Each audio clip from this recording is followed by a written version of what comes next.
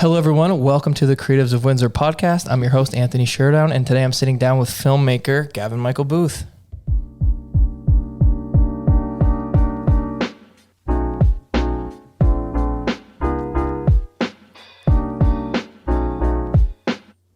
Gavin, thanks for coming on. Awesome. That's a good little vibe. Thanks for having me. Yeah, I like that theme. Yeah, for sure. So it's been a while since we chatted. Yeah. You always got cool, crazy stuff going on. So I think I want to start with, how did you get into filmmaking in the first place? I was just movie obsessed. You know, my dad and my best friend growing up, my neighbor, Eli, his father would take us, between the two of them, we went to the movies all the time. Just fell in love with all the Spielberg classics and the, Star Wars movies and anything and everything that was coming out. And I bought a VHS camcorder growing up, and we used to make mostly parody movies like Indiana Jones, The Lost Remote Controller, or Friday the 13th, Part 27. And, I was just in love with it and knew that I loved it, but didn't know there was like a career in it. And then when I started high school, they had a pretty advanced sort of editing suite and camera set up at the time. And that was it. I just spent every waking moment of my life in that room, which feels very much like now. I'm just always staying up way too late editing and waking up in the morning and repeating. And I still got decent grades at everything else in school, but I was absent from class a lot. If there was an excuse to go film something, or if we could make a video for a project instead of a written thing, that I would do that all the time. Yeah, no, that's super cool. So when you were in high school, what were you guys shooting on back then? Was it film or was it digital? No, the digital didn't exist. It was like VHS, Super VHS, beta cameras, all tape. Mini DV had started to come into the picture. Digital editing was just starting to become affordable for people to have. Like a $20,000 computer would start you editing. But yeah, it was tape to tape. So just, one VCR, one machine, another machine, and then, okay, and record and pause and record and pause. It was much more archaic than it is now. Yeah, that's super. I don't know too much about that. I've only been on the computer. Don't ever try. Yeah, it's awful. So I was reading online. I saw that you used to, you made like a fake media pass and you just sneak into concerts in Detroit. Yeah. Is that how you started your career, I guess? Yeah, it was twofold between that fake pass and the idea was I would go to these shows. I was spending too much on concerts and I wanted to keep going, and I kind of wanted to start meeting the bands. And it's just like, it's a little white lie if I just say, hey, I'm with this TV station in Windsor that they probably haven't heard of. Be like, I'm supposed to interview the band. Can you add me to the list? And it worked most of the time. And I would bring a camera, I'd bring a microphone, I'd bring a tripod, and then I would shoot a little bit of the show, interview the band, cut a little thing together. And then I was at least smart enough to send it to their management so they would maybe post it on their website. And that started to get some traction. That and then 93.1 in Detroit. They were DRQ at the time. Well, they're still DRQ, but that's what the station was called. I would do a lot of their morning radio videos. So they would have Bon Jovi come in and play live, or like Kelly Osbourne or Jackie Chan was coming in studio. And I knew the guys, and I just said, why don't we start filming these people when they come in and posting them on your website? So that was sort of like the thing that got my name and some of my work out there. And this is just before YouTube comes into the picture, where anybody could kind of self-promote. Yeah, no, that's super cool. What venues did you used to do that stuff at when you would go with the media pass? It was like Freedom Hill Amphitheater, the old Pine Knob, which is what now? Pine Knob is DTE. DTE, Palace, like anything. The larger the venue, the harder it was to do. Clutch Cargoes, like all the smaller clubs, Shelter, things like that were a little easier, a little more lax on security. Yeah. And then the bigger the band would have been, the harder it was to make it work. Yeah, I started shooting concerts over there, like kind of at the earlier stages of like my career too, always just for fun. And I would just like search around for a media agency that would let me use their name for a pass. Yep. And then, yeah, like you said, like the smaller venues were always easier. The bigger you got, the harder it was. And then I always found like the older the band, the harder it was because they didn't care about media coverage. Yeah, it wasn't a thing, right? But you get young and up and coming bands, and they're like, sure, more photographers in the pit for those first 3 songs. Who cares? Why not? You know, in an age where they can access everything over social media, and you're going to tag them in it. Another local photographer, well, he's in Toronto now, but like Ryan Bro used to do that a lot. Always had sort of media pass hookups, and yeah, it's such a smart way to do it because then it's such a weird illusion, right? Because you can be a talented photographer, but the minute you have captured a photo of somebody famous that the rest of the world knows, there's this illusion of like, oh, okay, well now he's moved up in the world and now can handle bigger clients or celebrity clients. Yeah, it was so true. And some of those big shows were so easy to get photo passes to sometimes. But yeah, like it really did when I was starting out Blow Me Up.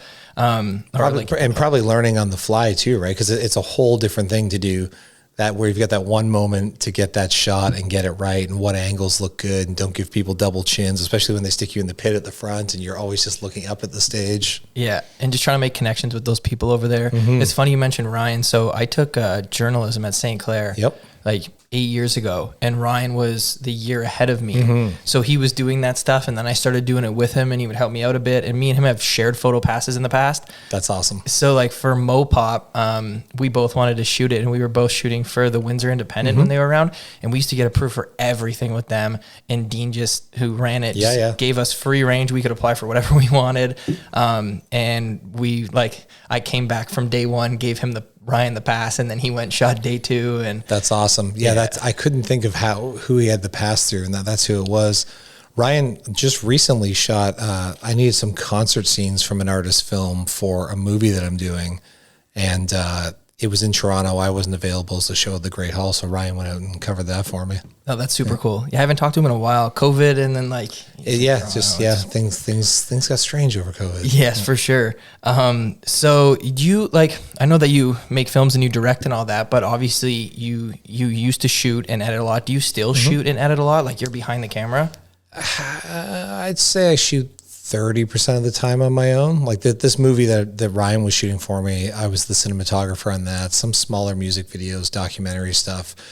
We just did a TV show that I'm editing now called The Boo Crew, which is all about Scarehouse Windsor and what it's like to design, build, and operate a haunted house, because it's just such a weird business that most people don't understand anything about. So I was the main shooter on that. Garrett McKelvey, local DP, was kind of like the co-DP or did all the main stuff. And editing, I think I've edited 100% of everything I've ever made. I'm the editor. Oh, really? Yeah. Like on the computer, you're the one like piecing everything together, doing it all? 150 plus music videos, however many features and shorts and documentaries. Yeah.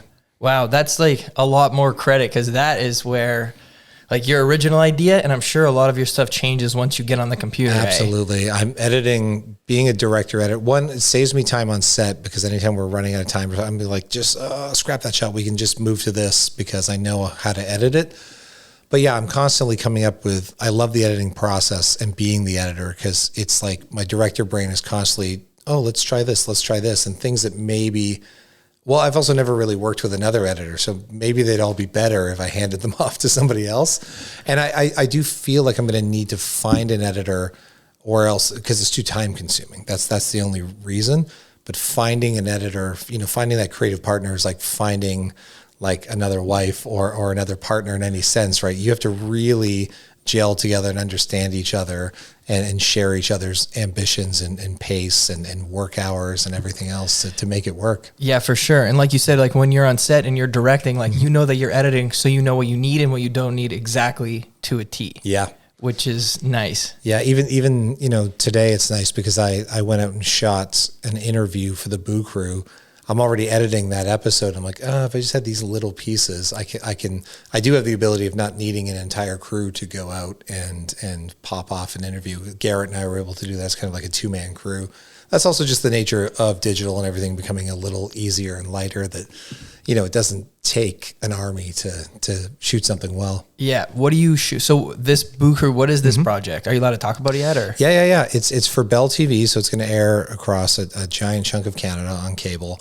It's an 8-part documentary series. If anyone's familiar with Scarehouse Windsor, have you been in that building? Yes. Yeah. So, they have 4 haunted houses and 4 dinner rooms under that roof. And I'd say 10% of Windsor knows that it exists. The rest of Canada probably doesn't. And I just, because my best friend who owns it lives like a block over here. He's just at Dominion and Beals. So he's your neighbor.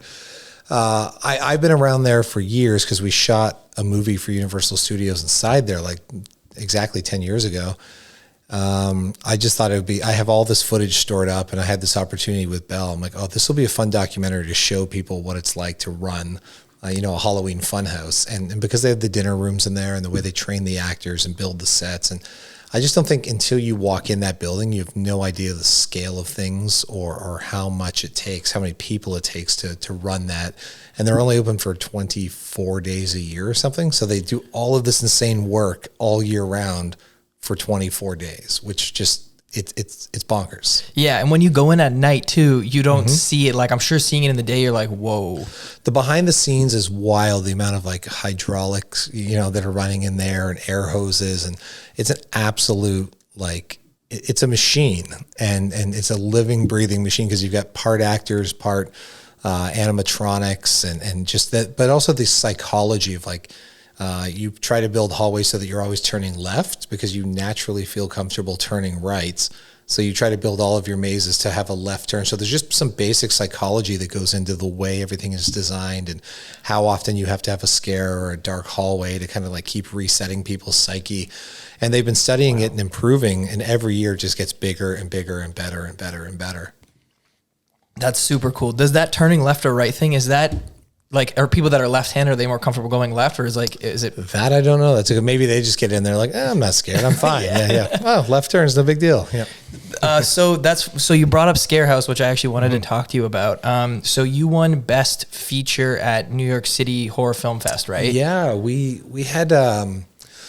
So that film, we already had distribution when we wrote it. So we knew that D Films was going to release it in Canada, and we knew that Universal Studios was going to release it in the US. Typically you go to film festivals to try to like get some excitement and buzz for your film, get some reviews, and then hopefully find a distributor, find a buyer.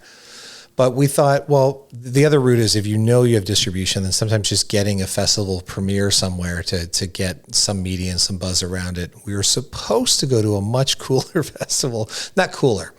We were supposed to go to one of the most sort of important genre festivals in Montreal, and our distributor messed it up, and the festival just sort of uninvited us because they messed it up. And then New York City Horror Film Festival found our film, fell in love with it, and we got to go there. And that was awesome to have a premiere. It was in the Tribeca Cinema at the time, which is owned by Robert De Niro, where they do Tribeca Film Festival. It was awesome. It was a pretty cool premiere. Yeah, that's really cool. You made that movie at Scarehouse Windsor? It was a different building. They were on Olette Avenue. You might have seen it. It's like a red brick building.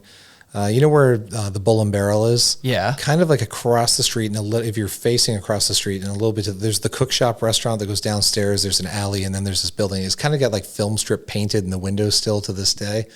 It was like a kids' film camp for a while, and then from the back on Polisher, it was Hollywood Bingo back in the day. Okay. And it's right at whatever the corner that Bull and Barrel is at. It's just across the street. So Scarehouse was in there for a couple of years. So we shot in that building at the time. Was that also? Did he run a haunted house out of there too? Yeah, okay, yeah. So they were already set up in there, and that was just the whole idea for the movie was just knowing Sean, and they've been doing the haunt since 2008.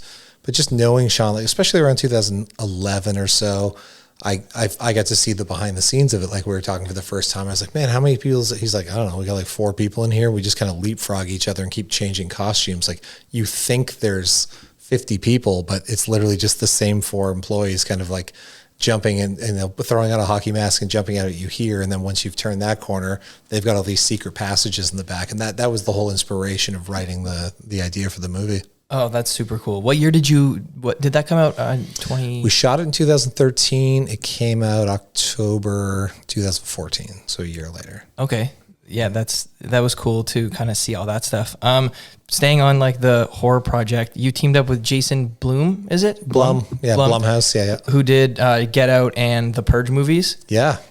Which I love the Purge movies. Those are great. Those are like one of my favorites. I'm not like a super horror person, but those ones are good. It's very grounded, right? Because you're like, especially like, with a certain recent ex-president of the United States, when things are getting a little more draconian and they're rolling back all these women's rights, you're like, oh, it sounds like we could probably have a Purge. Like they might greenlight that.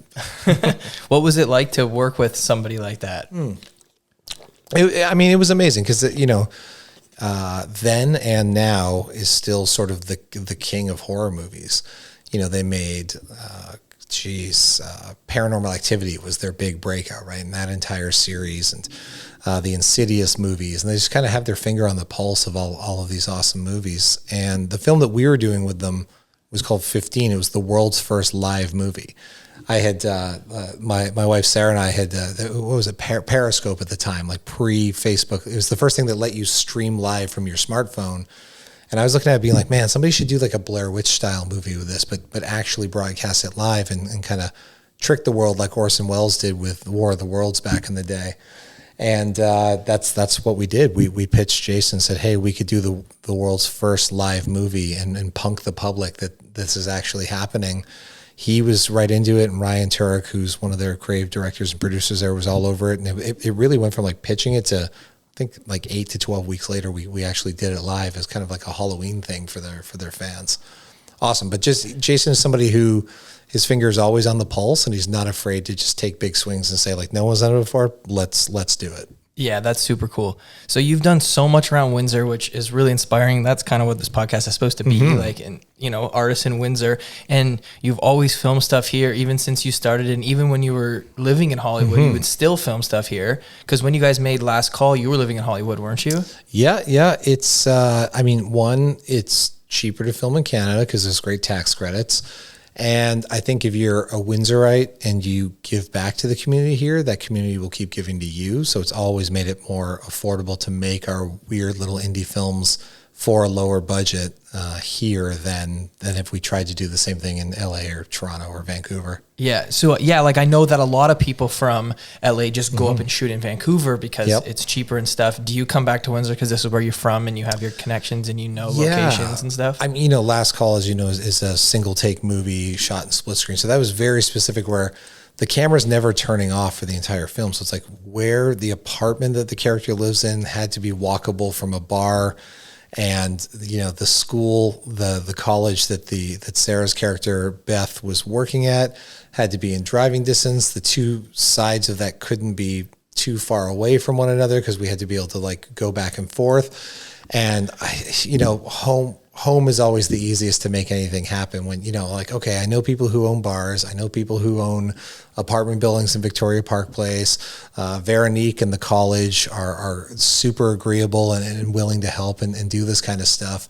So it just made sense. I think if we had tried it, because it's split screen at one point, we're like, why don't we shoot half of the one half in LA and the other half in Toronto? We're like, okay, well, maybe if we had a couple $1 million in 6 months to do this, yes. But because we were doing it for, probably what the catering budget on the Purge cost for one day, we had coming home made more sense. Yeah, that's super cool. And yeah, you brought up Veronique from the college. She's the best. Yep. She'll let you do whatever you want.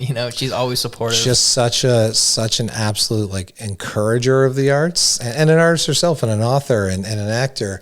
And yeah, without people like that, Last Call wouldn't have been made, which has become the most important piece of art that I've made in my career to this point in terms of the reception that we had. And it was such a weird concept because most people we tried to pitch it to, especially for financing, was like, you're never going to get it all in one take. Don't try. Hide cuts. Do this.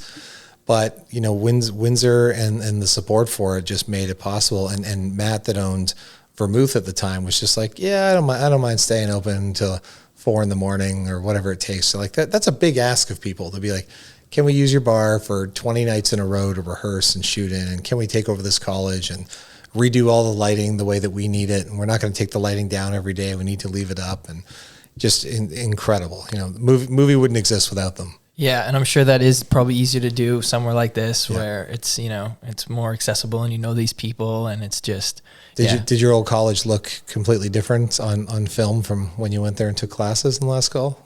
Yes, 100%. So, you know, well, since we're talking about Last Call, your wife stars in that movie. Yeah. Do you work with her a lot, and is it a lot easier to have her be kind of your main actress?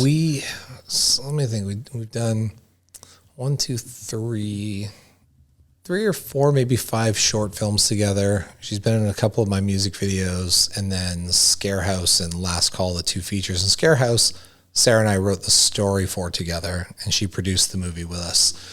Yeah, I mean, Last Call, again, the single take thing, it all comes down to the actors. It doesn't matter how good we do the camera work and the lighting and the script and everything else. If you don't believe the actors where we're not editing them at all, it doesn't work. So Sarah, having a background in theater, she was just like absolutely the best. She's actually our 3rd choice for the movie, but don't tell her.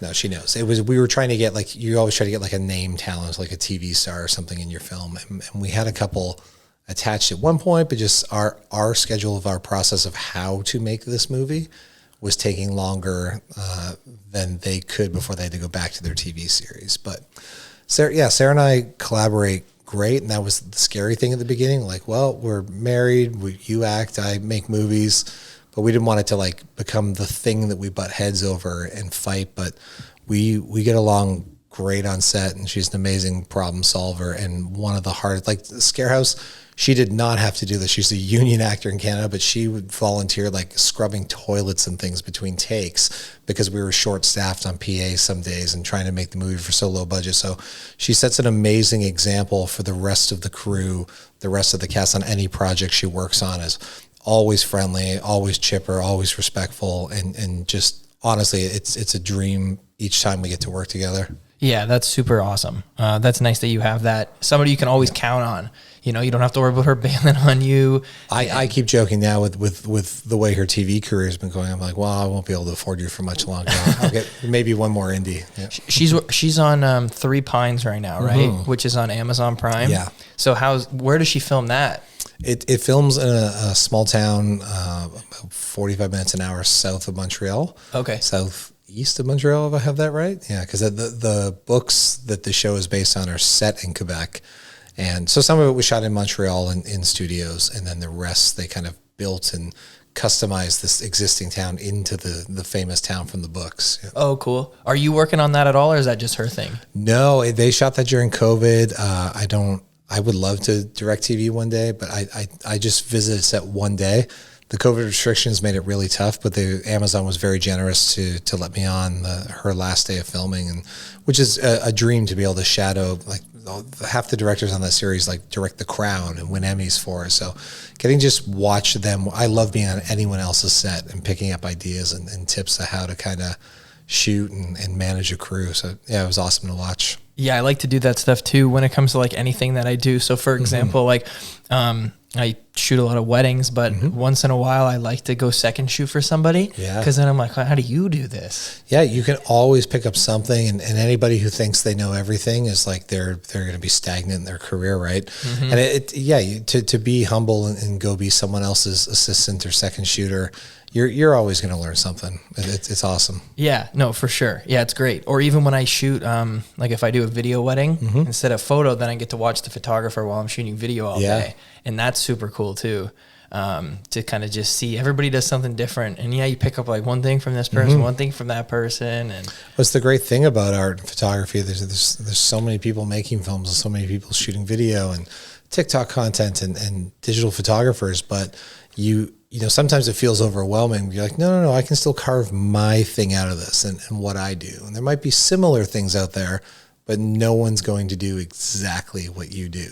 Yeah, for sure. Yeah, I just always try to follow like the things that I enjoy the most when it comes to my work, and just try to like take things from, I don't know, a place of inspiration, and then, you know, use things I've seen or learned for some more inspiration, and then kind of put your own idea together. Were you ever into photography? No, it's funny. Like when I've had, Canon DSLR cameras and but the resale value of my cameras is phenomenal because the shutter clicks I had on where people are like, did you like roll this back somehow? It says there's only like 200 photos ever taken on this. I'm like, I used it for video only and probably accidentally clicked still once in a while. My dad is a photographer. I grew up with a dark room in my basement. Like I was always around it. But I didn't really like still photography. It's funny because, I feel like I can frame video and film very well and figure out how to edit it together. But like just choosing the one frame that's not going to move I can't pan the camera or do anything else, or I don't have a wide and a close up. That baffles me that somebody can say like definitively, this is the shot, click, and I'm done. Yeah. Okay. I can see that. My thing is I'm very like moving around a lot, and I can't sit still for very long, and I don't like being at the mercy of other people. Yeah. And when I'm shooting photos, like I don't have to like, hold it. It doesn't have to be still. Yeah. I don't need somebody with a mic, and I don't need somebody with a light. Sure. Yeah. There's a lot of, and the larger your budget gets, the larger the crew, sometimes the slower it gets, or the more complicated the shot. If it's got to be on a dolly track and move in, and we've got to make sure the mic guy can hide here and duck out of the way, and there's the focus pulling and making sure you don't get the lights in the shot and trying to time a vehicle pulling into shot at the perfect time if somebody ends their sentence. Yeah, all of that, even things that look simple of like a walk and talk of two people on a street can be like a nightmarish technical challenge to try to put together. Yeah, I could imagine. Sometimes I'll watch movies and I'll think about, how it was shot. I always say, something's good when you don't see stuff like that. Yeah. But sometimes I'm doing it on purpose and trying to see like, wow, like that shot took a lot of work. I think about anything like, The Mandalorian or something as big as Star Wars. Like you've got puppeteers and green screen and special effects technicians and, all the stunt work and the limit. I've only done a limited amount of stunts and fight stuff in my own work, but the amount of like just rehearsal and practice that goes in, the costume person has to make costumes that won't rip and can survive like take after take of fighting. Like the thought that goes into every department to pull something like that off. And then in a movie it's like boom, boom, boom, boom, boom, boom, boom. And the moment's over. It looks amazing, but so much work can go into like a 10-second moment of a film. Yeah, no, for sure. So when you've shot your things, obviously you do shoot on digital, and obviously when you started, you were shooting on like VHS tape and film. Do you ever, at this time in this day and age, do you ever go back and shoot things on like Kodak, like Vision 3 film and stuff like that? I haven't shot on film in a long time, and I shot on film very limited because it was all changing. Like digital video was catching up to the quality of film, or at least being a comparable option when I was really just starting to make my movies. But a good friend of mine named Blue, spelled the French way, in LA is a music producer, and he is all about analog. And we actually shot one of his videos to kind of feel like VHS. We shot it digitally, but we actually transferred it to a VHS tape and then recorded from one VCR to another, and would like punch that VCR as it was recording to get like the warbles and things that we wanted to, so that it felt very analog.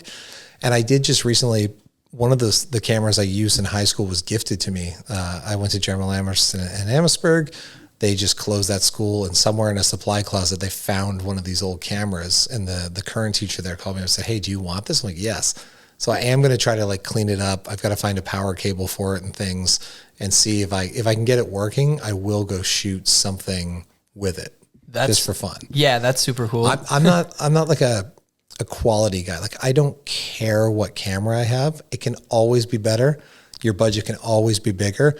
I think there's something about taking whatever tools you have and whatever limitations you have and just figuring out how to make that work and just make the best you can with that tool. If you look at like my demo reel, it's probably 15 different kind of cameras and 20 different kinds of lenses and all range of budget. But I think when you look at it back to back, you wouldn't really be able to pick out which one was super low budget and which one was higher budget. Cause I think you just take the gear, whatever you have. And the reality is with digital film, like everything from iPhone to DSLR to professional cinema cameras, they're all just starting to get there's like a convergence point where pretty soon you really won't be able to tell the difference of what's what. It all comes down to composition, lighting, how good is the script, and how good are the actors. Yeah, I always find too, it's what you're shooting, and like I'll shoot on anything, like just like you said, like I still shoot a lot of film. Sometimes I shoot digital. Yeah, I'm not for or against one or the other. Like they're both great, and you could give me either and like anyone, and I'll go out with it and do my thing.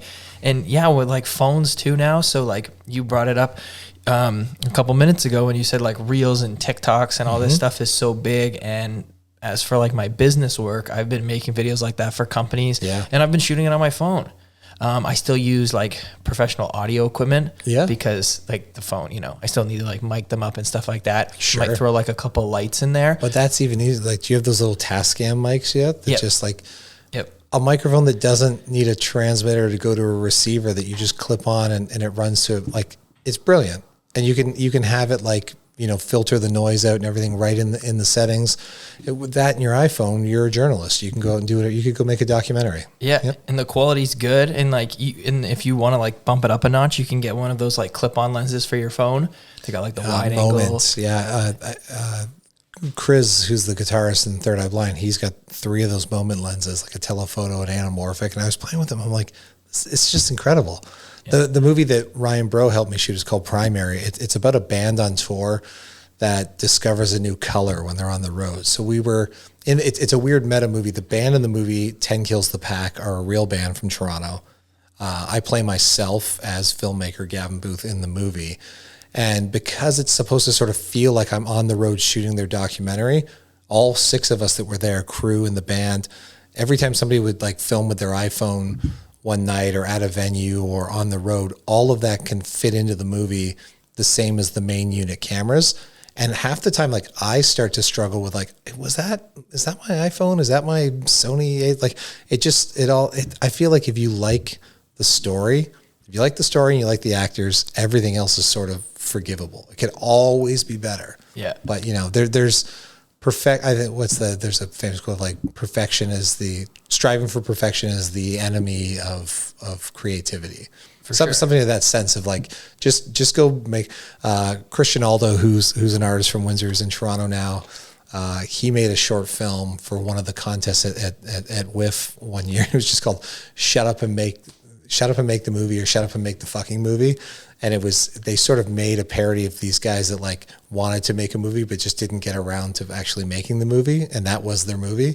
So like super meta, but really, just really brilliant. And that's always stuck with me. Just shut up and make the thing you want to make. Stop talking about it. Yeah, no, for sure. Like, and I always find too, like sometimes you can't wait for inspiration to hit you. No. You definitely just have to. And sometimes it comes and that's great. And when it does, you like sit down and do your thing. But as a film director, like you're at the mercy of other teams and sometimes you have to wait. Yep. But you can do all the writing yourself and you can edit yourself. But yeah, like sometimes I'm just like, I'm just going to go do it because this is like a project that I want to work on and I'm not feeling it, but I gotta go do it. It's part of why I admire photographers and musicians in a sense. If I write a script, I've got to raise money for it. That can take years sometimes. Then I got to cast it. I got to get everyone together. I got to get all the permits, got to work everything out, shoot it, edit it, hopefully get it into a festival. Like you're talking like years between the start and finish of every project. I've always been jealous of songwriters because like if I wrote a song right now, I can go on YouTube Live, I can go to Instagram Live and just play it for an audience immediately. I can go to an open mic at a coffee shop. I can do all of these things. The relative cost of, this setup here could probably record an acoustic album, if somebody knew what they were doing in GarageBand or Pro Tools. Photography, click into the computer, done. And I've always been a little jealous of that because I like to stay busy because part of I think the disappointing thing I had to accept making films was the thing that I love doing of being on set and making films. You don't get to do that often. There's all of this, the hustle and the business and the sleepless nights and the false promises and the liars and the thieves and everyone else out there that you have to filter through until you get to do that thing again. So I still like making short films. Typically you make short films and then graduate into feature films or TV. I just love making shorts though, because it's much easier to get some people together for a couple days and go and make something. And that's as close as I can get to or maybe I should make TikTok content or something. I don't know, something where I just have a little more control over putting more things out more often. Yeah, and like not everything has to be your biggest thing. Like I could make a book and it's the biggest project I ever did. I spent a year on it and that came out, but I can still go for a walk on Wyandotte Street and shoot for an hour and come back and like develop a roll or post the photos or shoot it on digital and edit it and just put out a couple things, and like it's still just as cool to me. It's part of what's interesting doing the Boo Crew documentary, because, we all have a phone camera in our pocket, and I would just it's just habit for me. If I see something that's cool, just take the video camera out on the phone and start recording. And then when I started editing the series, I'm like, oh, he's talking about this thing from 4 years ago. And I'd scroll back through my iCloud and be like, I shot footage of the thing he's talking about. Like, why? I wasn't planning on shooting a documentary. Then it's just, it's the thing I love. So I just take the camera out. And I've been thinking about just taking this and a GoPro and a couple of those mics around anywhere I go. I should probably start doing it here. And then I would just preserve things that I'm saying. If I ever want to pull a quote from it again, or somebody's doing something I eventually include in a documentary, it costs nothing to capture all this stuff these days. I should just start doing more of it, And but it gets obsessive. So you also have to learn when to just live your life and not have to have a camera in your hands. Yeah, you have to find that balance for sure. See, a lot of photographers, they say, I always have a point and shoot on me. Always have a point and shoot on me.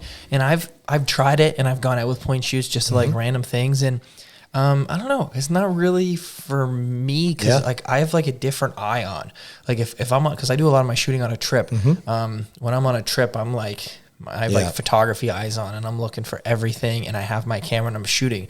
But when that camera's not there, I'm like a normal person again. I'm not even seeing pictures anymore. Is it hard to, when you travel like that, is that the inspiration? Because you not bored's the wrong word, but you're craving something new that you haven't seen or pointed your camera at. Sometimes when you live in an area, all the photographers know all the cool spots to shoot in, but there's only so many times you can do it before you're like, I need to drive or fly somewhere further to see something different. Yeah. I don't know. See, I've been trying to, and over the years, I've always tried to find inspiration around here. And I actually kind of have an idea for a project I'm going to work on right now. I want to do some black and white work of things that aren't not the bridge and not the skyline. I always joke about how I never want to have the bridge in one of my movies. And then just because of the way that the apartment building faced that we could get for Last Call, the bridge is technically in my movie because it's there. And I was like, I don't want to be that filmmaker that just puts the bridge in. Yeah. So I'm trying to work on this project because I want to do stuff at home, and it's nice to be able to shoot at home. But I don't know. I kind of want my work to be outside of Windsor. I want it to be able to be on a world level one day, and it could be from Windsor too, but I don't know, I want to go shoot these great scenes in California and this stuff here. I've got a video photography project that I haven't thought about it in 10 years. We'll talk about it when we're done recording. Might be something to collaborate on. That would be fun. Okay, for sure. So a couple minutes ago, you brought up Third Eye Blind, and I have them on here. When I was kind of reading and doing my research for this podcast, I saw someone used to make those fake passes and sneak into those shows. That's how you met them? Yeah. Yep. And they took you on the road? Which was May 2003. So exactly almost 20 years to the day coming up. Yeah. Wow. I don't know how or why Stephen Jenkins and the band just liked what I did. We got along, and I, kind of it's like the mini version of it's my personal Canadian Almost Famous story of why don't you come on the bus and shoot some stuff for us? This would be great. And then shortly after that, he was already dating, but he was singer Vanessa Carlton. She had that song, I'm not going to sing it, but 1,000 Miles, you know it. It was in White Chicks. They sing it in the car. Yeah, that's an incredible one-hit wonder. He was producing her second album, and he just said, hey, do you want to come shoot this? We're going to make a DVD that comes out with remember DVDs? Yeah. It's going to come with the CD.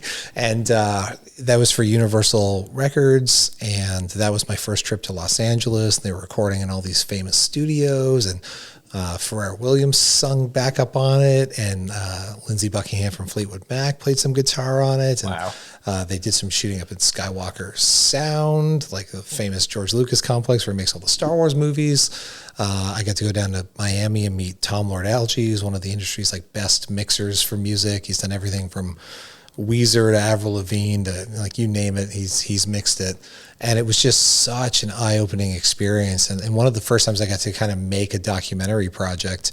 And yeah, if Stephen was a great help in just opening my eyes to what was possible, and a little bit of like just believing in myself that, oh, this kid from Amherstburg could like, compete. I remember landing in LA and going to the studio and kind of have like my first day there. I was like, I'm in LA. And then I was like, they're going to figure out that they hired the wrong person. Like, do you know how many people in LA could do the thing that I'm doing, hold a camera and capture all this stuff? And that first day in the studio, somebody from MTV was in. It was two younger people with a camera, and they had come in to interview Vanessa. They couldn't figure out how to white balance the camera, and they had things. And I was just like, can I help? And I just like did it and sped it up. I'm like, oh, there's kind of a shadow on her face. You want to use one of my lights? And like so there's not a shadow on her nose. And they gave me a card thing, and they're like, we're always looking for people at MTV if you need a job. And I was just like, I'm going to be just fine here. Like, okay, I'm going to be fine. But yeah, it was pretty eye-opening because that imposter syndrome was real. And I think sometimes being from a small town where you're not surrounded or don't have the industry in your face, you're always like, well, I'm doing my thing, but like, how does it hold up against the rest of the world? But it does, which because you moved there and you did it all. Yeah, it's interesting. And I think it's also part of like, it takes years really to figure out what you want to say and the kind of like art you want to tell and stories you want to tell. I think there's nothing but experience and just staying in it that can teach you how you want to work and the style you want to shoot, and you just have to do it. Yeah. You can't just I'm sure the Beatles, I'm sure like some basketball players, like some people they have it and figure it out immediately. I'm not that person. I just stumble in the dark for a long time and figure out like, oh, I'm only sort of good at these aspects of it. So this is where I want to be. Yeah. And I think you also just tend to say yes to everything that comes along. I've always done the yes to everything. It's hard to say no to things because there's also that part of you when you're fully self-employed where you're like, a no feels like, oh, all of the work's going to go away if I start saying no. So I have to say yes to everything, and starting to like get selective because burnout is real. You want to like, you want to preserve your energy and creativity for the things that you care about as much as you can. Yeah, no, for sure. Yeah, 100%. So you're telling these stories from like your Hollywood kind of experience. I have a similar, I guess, story of like my like whoa moment, and it involves you. I think I've told this story before, so I'll tell for everybody else too. So when I was in the 7th or 8th grade, so like 2007, 8, 9, around there, a friend of mine back then and I liked the Afters. Oh, nice. Yeah, of course. And their biggest song was Never Going Back to Okay. Yeah. And we used to listen to that song and all the time, whatever. And then one day, because we just came across YouTube and we're like, well, that's in Windsor. Like, that's downtown Windsor. Why is that shot in Windsor? Like, this is like a famous band. And it was Gavin that made the video. Yeah. And then fast forward to exactly like 10 years later in 2019, when I went to LA for the first time and went over to your apartment. And you had my picture hanging up there. Yeah. You took me out and we went out around Hollywood for the day. And it's like, that's Mr. David Creed. Yes. Yeah. You said, oh, do you know this guy? And then he showed up and we had like a reunion. That was really cool. Yeah. But yeah, if you like told myself that 10 years ago that I'd be hanging out with the guy that made this video. It's such a weird, Windsor's strange like that. Like there's so much stuff that happens. I was just at the Windsor Comic-Con. They asked Sarah and I to be guests. And there was like some local artists that like, do animation in Toronto for these kids shows or draw Marvel comics. I'm like, how, like, I feel like I try to be as plugged in as I can. Or there's, do you know the band Pony in town? Yeah. I heard their music. I'm like, this music's fucking awesome. And then I was like, oh, they're from like, how do I feel like I try to be as connected as I can to art. And there's still so many cool people doing cool things that you just don't expect out of Windsor, right? I know, and that's why I made this podcast because and there's so many people that like you said that you've been around longer than me, but I've been going to shows and meeting people and doing things in the art scene for almost 10 years now, and I'm like, I'll find somebody and I'll be like, where the heck were you? Like, you're amazing at this Windsor's thing. a very strange city because, what is it, 400,000 people-ish, and with the surrounding area, you either know everybody or you never meet them. The amount of times that I meet somebody and be like, how have I not known of you? And then I add them on Facebook. It's like, you have 407 mutual friends. I'm like, it is impossible we haven't been in the same room or probably had a drunken conversation and just don't remember. But you say the afters, they're another example of a good friend of mine, Ryan Richardson. He's one of the most, he wrote a book and he used to teach these workshops called Just Walk In. That's where I got the idea to start sneaking into concerts. Because his whole theory is if there's just a door between you and your destiny, or you and the girl of your dreams or guy of your dreams or whatever it is, if it's you and that job opportunity or promotion, just walk in. As long as you're not breaking the law, like, be brave enough to just take that step and try to at least get that connection with that person. And I had gone down to Nashville with him because he had passes and he was doing some interviews at, there's a big music association for Christian music, the GMAs, the Gospel Music Association. They do their awards there every year. And he said, just drive down to Nashville. You'll meet a bunch of bands with me. I'm like, okay, yeah, I'll just bring my camera and pretend I'm he was doing written journalism. I'm like, oh yeah, I'm filming for his YouTube channel or whatever. That's where I met the afters. Oh. And coincidentally, the Panasonic camera that I was shooting with, their singer said, hey, we have one of those cameras on our bus, but our label gave it to us, Sony gave it to us, and wants us to shoot stuff on the road for like DVD content, but we can't get the audio to work. I was like, well, I can fix that for you. And I literally met up with them the next day, fixed their camera in like 2 seconds. And I'm like, what are you guys doing? They're like, we're going to do this interview stuff. I'm like, well, how do you film it if you have to be interviewed? He's like, that's the problem. We get like none of our, I'm like, well, can I tag along? They're like, sure. And I ended up spending the whole day with them and just became instant friends. And then they were looking for a video for Never Going Back to OK. Rainn Wilson from The Office, who plays Dwight? Yeah. Mm-hmm, yep. There was a different concept for Never Going Back to OK that involved a zombie, like coming back from the dead, who writes a self-help book called Never Going Back to OK, but how to live your life right the first time around. And the band was going to get on, basically, he would eventually get famous enough as this zombie to be on the Conan O'Brien show, and the band was going to be like the band that night. And we went all the way. We put this whole package together and just walk in. We found a friend that knew Rainn in LA. She took the package to Rainn's wife at the horse ranch where they both rode horses together. She took it home to Rainn, her husband. He called me and said, this is incredible. Like, what do we do?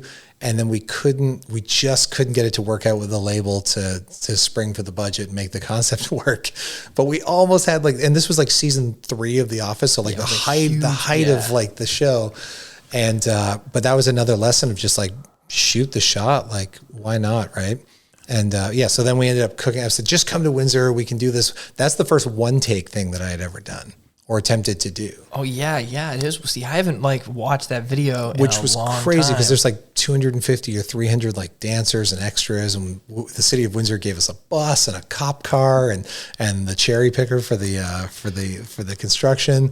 And the first time I'd worked with like a Steadicam guy, and I remember I had a migraine that day, and I got on set and I was just like, what have I don't know how to make a one take music. Like literally, it was just all blind ambition.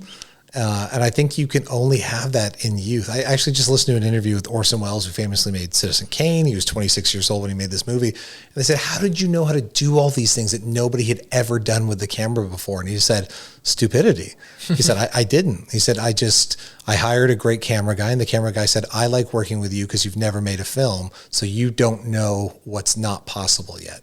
So you'll be willing to push yourself. And therefore I get creatively challenged. I was like, man, that's a good lesson to just...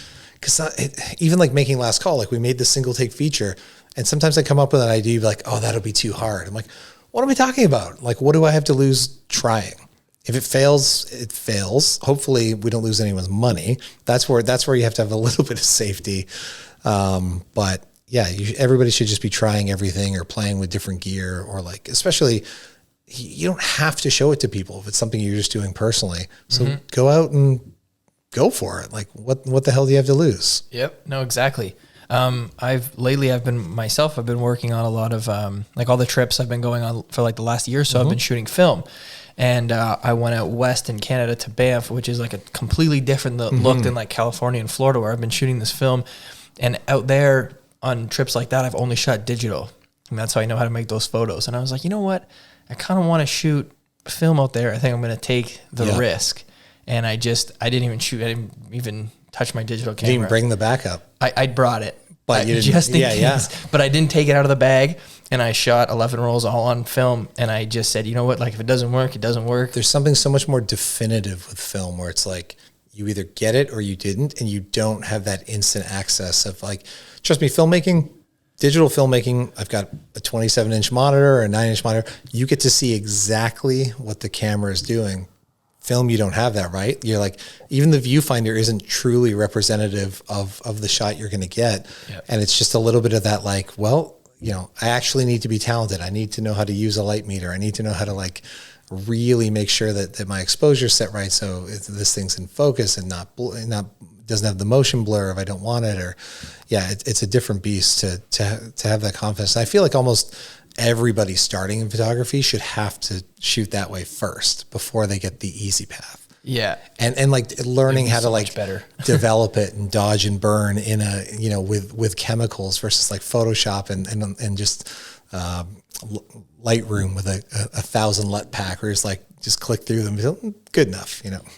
Yeah, no, for sure. Like learning where those tools come from. Like people don't even know that dodge and burn is like, actually you had a thing that looked like the button on Photoshop and you put it over the photo to dodge or burn. Yeah, I watch my dad develop photos all the time. It's such a crazy process and so hands-on and tactile. So it's like anybody who, you know, I can see why so many photographers also enjoy like woodworking or construction or have some kind of other craftsmanship in their tool belt, because they, you know, photography, at least I still a little more hands-on because you're always playing with some kind of filter or shooting through things or doing something a little different. That's why I started building frames, because at that point I was only shooting digital. When I started photography, it was in 2013 and like film was the deadest it's ever been. Sure. Like completely, you would never touch that. It'd been like 6 years since it like completely went away, and it's still probably like 4 years before it comes back. And I wanted to do something with my hands too, because I didn't like always being on the computer. Like you told that story when you guys were smashing the VCR. Yeah. I like stuff like that. It's tactile. Yeah, it's cool, and to be able to hold something. Like I feel like when it's all digital, it's just like, oh, it could just be gone. I think there's also something unique to, because your framing is always very different. You don't just have sort of one set style, but there's something unique. If I'm going to purchase a photo from a photographer, they chose the frame, they chose the thing that they wanted to complement this photo. And that's just a personal touch that you don't get if you order a frame from Amazon or even if you went to another framing place to have a custom frame made. It's just, there's something more tactile and like the artist's touch on the presentation of the photo as well as the photo itself. Yeah. And when it comes to like darkroom printing, that's a whole other art completely. There's people that do that like don't even shoot. Like there's printers, photo printers, and they print like the best photographers in the world, like Magnum photographers, and they print their work. Like guys like Bruce Gilden, or people like that from Magnum, like they probably don't even know how to print in a darkroom. And their photos are so good that they're not going to do it justice, and they have to have these print teams do these prints, and it's like these people can probably barely even shoot, but they can make a print. I think about that like in the film world, it's like the colorist, you know, their job, and a colorist before all the digital grading tools, they were just matching shots. So if you shot outside, you know, the sun changes every hour, the sort of light temperature, everything. Their job originally was just to kind of match colors and make sure that every shot in a movie, and they have very limited like RGB kind of spectrum that they could work in. And now the digital grading, it's like, oh, let's put a shadow here. Let's boost the shadow under his eye. Let's track his lips and make his lips more red. Like the amount of detail that some people that they don't want to be on set, they never were cinematographers, but they become the cinematographer's best friend because they know how to take that image that was captured well and just absolutely amplify what comes out of it. Yeah, for sure.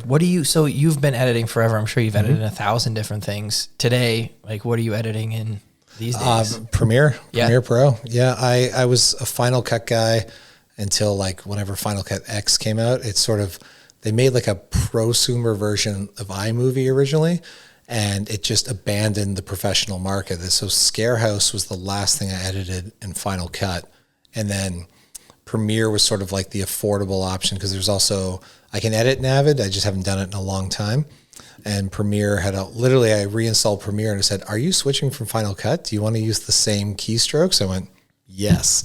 And like, I've just never looked back. And, that's cool. It's nice that it works inside the Adobe suite. A lot of people are switching to DaVinci Resolve from Blackmagic for editing.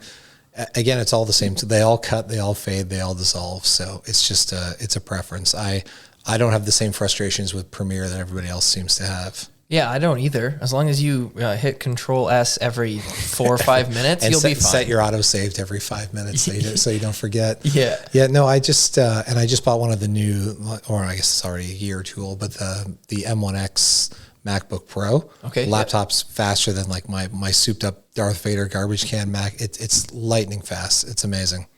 Yeah, I find the last 2 years of like Premiere updates, they've been way better. They're smoother. They don't. I never update it. I think I'm still editing like 2012. I'm always scared to because there's always going to be a glitch, and they make it very hard to go back these days. I understand that. I can get that. I find like even a couple years ago, like if I put a lot of like transitions in a video, I couldn't even watch it back in Premiere, even on a fast computer. I had to export it, watch it, or render it in the software and watch it. Yeah. Or play it at like a quarter. Yeah, which I still do. I still do that just for speed, because I'm dealing with a lot of like 6K and 8K video files, so it gets massive. But you can make proxies, you can do all that. But I was going to say, the one thing, I got an email from Premiere the other day. You can now use a text-based editing.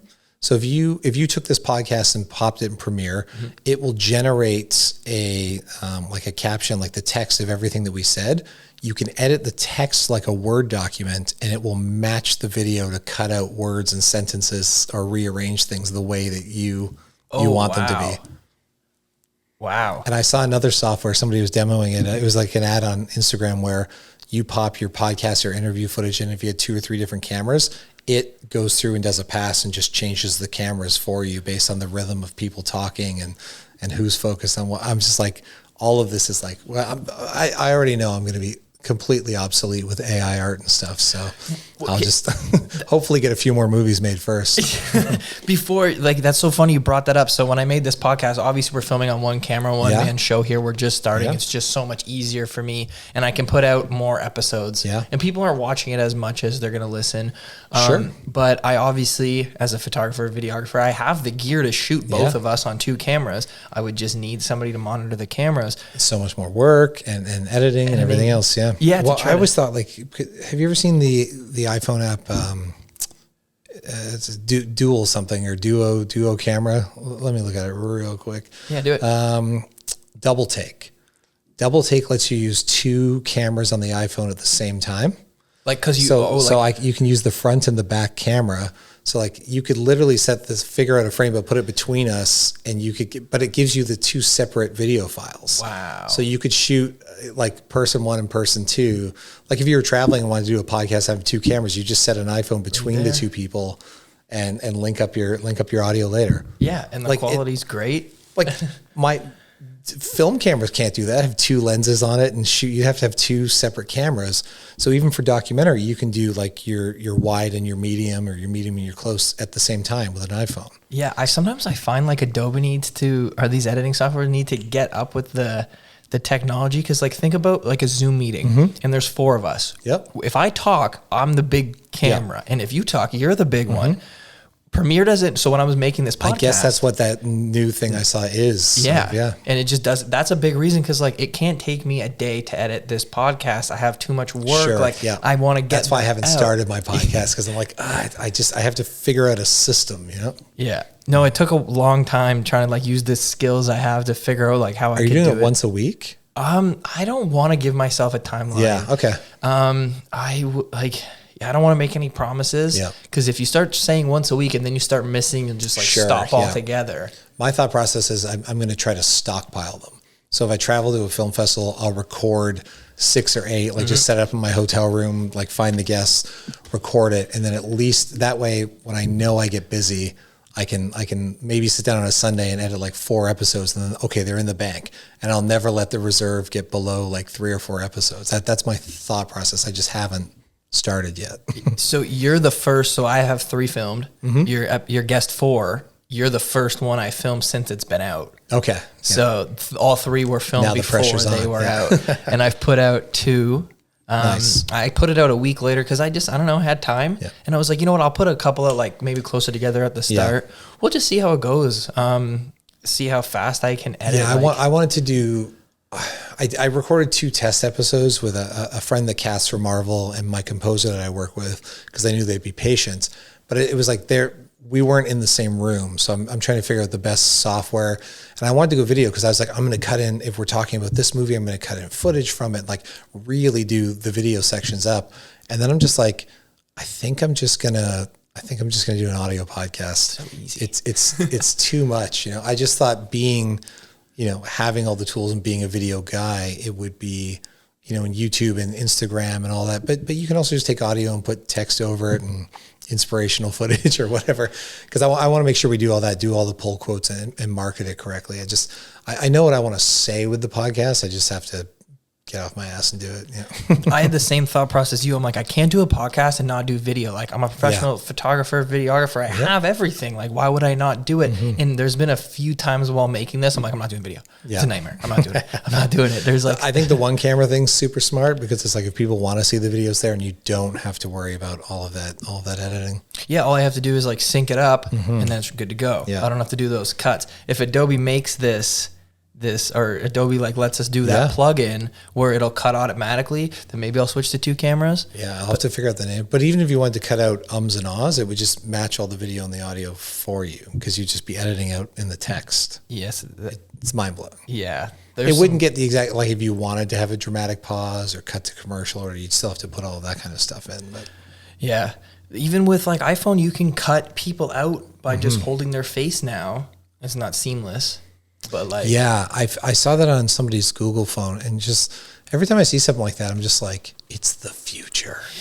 And then you just got like and people are like in a rage about AI and what it's going to mean for art. But like your smartphone, every time you take a night photo, the amount of AI processes, that's why it takes 3 seconds before you get to see the image.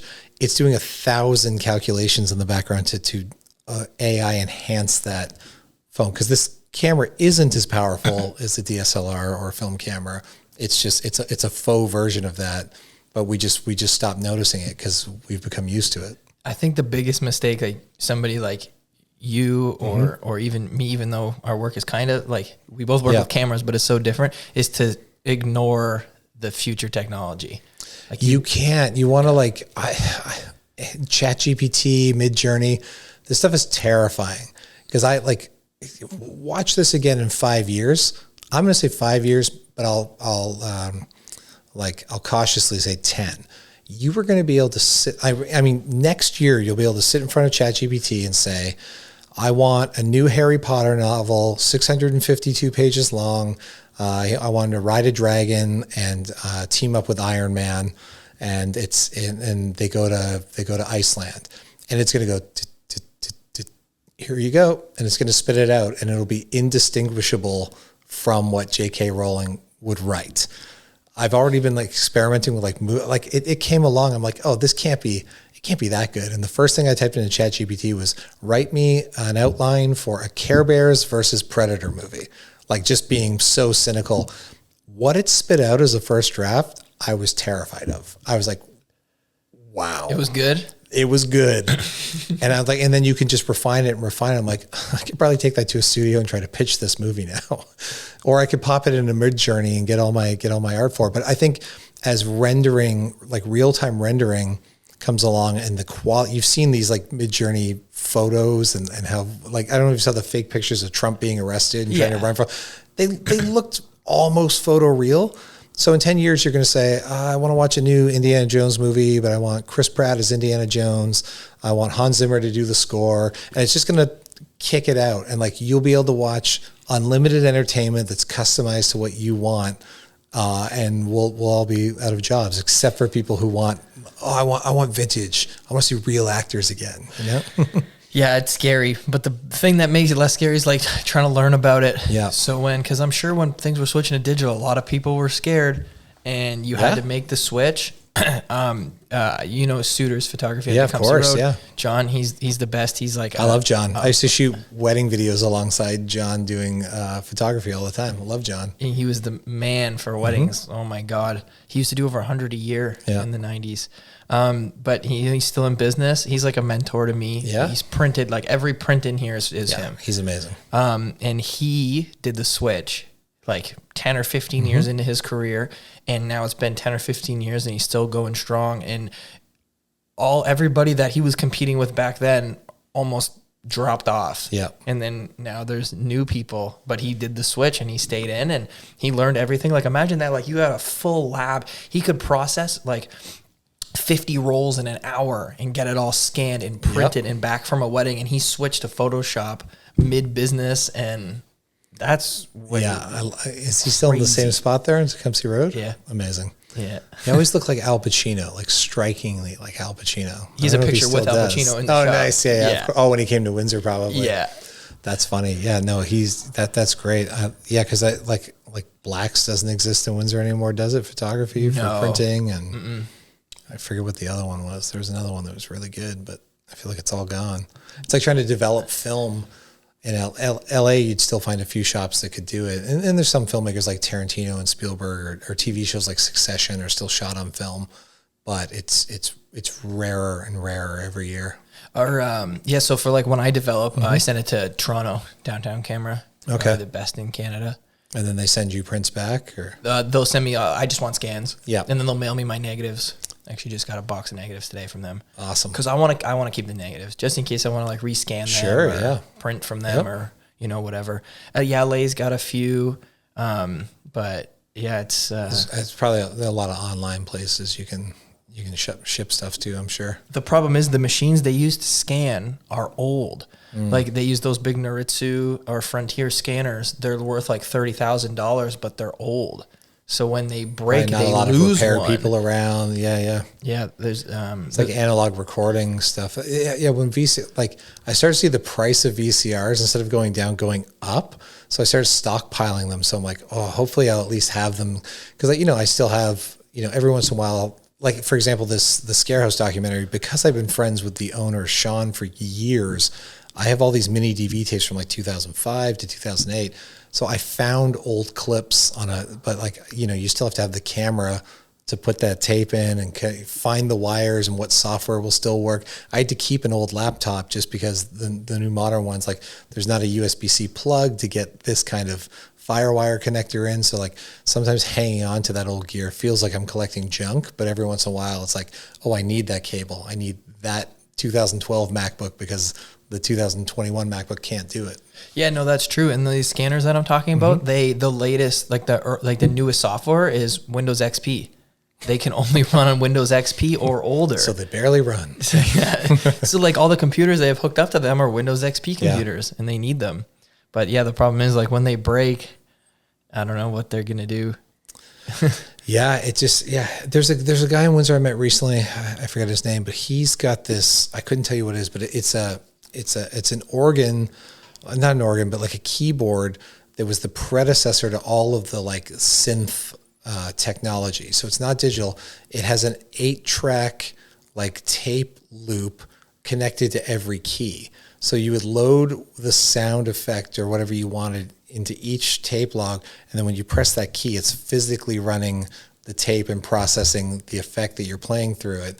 And he is the one of two or the only one in the world that he restored and is working. Wow. And it has all of these famous artists. I don't know if I'm at liberty to say who it is, but like things that they had put on there to record albums with, and some of them did and some of them didn't, because the sort of like synth, like electronic version of it came just around the corner. But he's got one of the only or the only working machine that he's restored, and is going to record an album with it. And I'm like, that thing, like it belongs in a museum, and if it breaks, that's it. Yeah. That's super cool. Now that we're talking about music again, I wanted to ask you about some of like the music video stuff you've done. So you've done stuff with Third Eye Blind. Did you do something with D12? I I did. Yeah. I shot camera. Oh God. When would that have been? A good friend of mine, Desmond Walker in Detroit. He's a filmmaker. First script I ever got a shot at writing a feature script for. They rewrote it many times before they shot from my draft. He was the first person I knew to make an independent film and raise the money. And I got to visit set. But Desmond and I started shooting commercials together. And then he got into sort of managing musicians and things. And he had this connection to Eminem and D12 and Proof. Mostly that was his kind of in there. So when they were recording D12 World, I think was the album, and whatever tour happened after that, I got to go in the studio multiple times to shoot like some of the making of the album. We shot a Proof concert at I think it was the Emerald Ballroom at the time, and just met all of these crazy kind of people through that. And then Desmond got some of them. Desmond's story, it's one of these wild stories. He made this movie. The movie, it turned out good for somebody's first movie. That's the polite way I can say it. But it starred Ray J in it. And then the movie kind of like wasn't selling. Ray J went and made the sex tape with Kim Kardashian, the famous sex tape. Everything that Ray J was involved in was hot all of a sudden. So this movie got sold. Ray J went off and recorded his albums with one of Desmond's friends who goes by the name Detail, who's a music producer and makes beats. Detail produces that. Detail gets introduced to Lil Wayne. He produces on the Carter 3 album, gets to meet Beyonce, co-writes and produces Drunken Love, wins a Grammy for Drunken Love. And I just makes me laugh so much that my film career and his music career started and largely got off the ground. So the first movie I ever had distributed was all because Kim Kardashian's sex tape, who I've never met, never seen the tape, to just know how famous that was. But the idea that that's the way sensationalism works, the minute that somebody's like that big of a public figure, whatever had their name on it, somebody had an angle on how to sell it and what that can spin into. Like but 5 years before they could be like, yeah, one day this lawyer's daughter, the lawyer who helped get OJ off for murder, is going to make a sex tape, and because of that, you'll get a little bit of traction for your career, and then your friend over there is going to win a Grammy from that. And you're like, yeah, that's not how it's going to go. Yeah, I know. It's crazy how things happen and how things snowball. And like you said, like all that stuff seems so far out of reach until you go out there for the first time and you're like, that's not out of reach. Everybody's just like, you just go do it. Everybody's just people, and if you're talented and hardworking, like shoot your shot, go for it. Yeah, for sure. What's one of the funnest music videos you've done? Did you used to bring them here, or did you used to go to them? Yeah, I brought a handful here. I did work with a lot of Toronto bands, so that was easy to bring them here. And any Windsor band that I could collaborate with or artist was super happy to. There's a video shot for my friend Blue. It was sort of a happy accident. We shot a single take music video that morning and actually got it done in like 2 hours. I'm like, I still have all the gear and the crew for another like 10 hours technically. I'm like, we're going to shoot another video. So like that day, wrote this concept, hired the actor, got a special effects and makeup artist, called the town of Amherstburg, got them to like close off a street for us, got an ambulance to come in and be part of the story. And it's this video. Very simple idea. It's like, I want to do like the final girl sequence from like a slasher movie where the final girl's all covered in blood and being chased by like the masked killer, but I want to do it backwards and in slow motion. And the song's called Everything Is Fine. It's got this kind of like Beatles-esque little like organ solo in the middle, and it's just such a quaint, happy song, but everything on screen is horrific. So you're just watching, it starts with this girl covered in blood, and she's kind of limping, and this is moving backwards, and then like, an axe flies into her hand that she had thrown away, and wait, what's that behind her lying in the middle of the street? Oh, that's the guy that she killed, and he stands up. So you're kind of going through that sequence backwards, all in this one shot, and that was all like, I wrote it, we figured everything out, and we shot it that day. And that thing's played festivals all over the world. And it's like one of my favorite things I've ever made. There's no lighting. It's whatever street light was available. And we made it work. The most low budget, like improv thing ever. And it's become one of my favorites. That's cool. And you made it that fast? Like the day of, you just... Yeah, that. And then the other one is, there's an artist, Syml, SYML, that I work with quite a bit. I have a platinum record for this video I'm about to talk about. And we shot it on Boblo Island. Very simple concept of a girl walking through the woods. I'm not going to spoil what happens because you should go watch it, but it blew up. It's got over 60 million views. I was awarded this platinum record for it. Simmel's career has just shot through the moon, but that song or that video was shot for a different song and a different band, and that band couldn't pay their bill. So I just said, well, I'm just going to keep the footage and whatever, screw you guys. And when I met Simmel, he said, yeah, I've got this song. I'm looking for a video. And I'm like, I already shot your video. He's like, what do you mean? Like, you have an idea in your head? I'm like, no, I literally already shot your video. And I kind of told him, I said, I have this footage I've been sitting on just waiting for the right song. And anybody who watches that video, I couldn't imagine that it was for a different song. Like, now that it fits this so perfectly. And that's just one of those like happy accident stories of like that could have just sat on a hard drive forever and never become anything. But just, I think it's just also just having your brain and your like the feelers out for opportunities. You just never know where things can work. And something that I thought was a disaster and I wasn't going to get paid for and all that kind of stuff, like ended up being my most successful music video. Yeah, that's crazy. Yeah, the things that you plan out to be the best typically sometimes aren't, you know? No, it's impossible to predict what people will like or what will be successful. There's always like that's why you just do what you want to do. And if it works, it works. And if it doesn't, it doesn't. It doesn't mean it's not a good project or you didn't work hard enough to make it right. Just you have no say in the universe of what people are attracted to and what, you know, like I always laugh about Facebook. I'll post like, hey, here's the trailer for my new movie. We worked for 3 years to make this the best we can. We put our blood, sweat, and tears into it. And it'll be like 60 likes, you know, and 100 views like out of the gate. And I'll be like, oh man, back in Windsor for the first time in a year, just had Naples pizza, and people are like 700 likes. And you're like, you know. Yeah. No, and it's, I'm sure you're like this too. Like your favorite thing that you've ever, your favorite is probably way lower in the terms of like achievements you've received in awards compared to like, you know, absolutely. Absolutely. Yeah. Yep. Like my favorite photos are not the ones that perform or do the best. And well, like, I think sometimes it's like, it's loving the process that it's taken years to realize like the crew that I worked with and the friends that I made out of it, like just that the magic moment sometimes of how projects come together.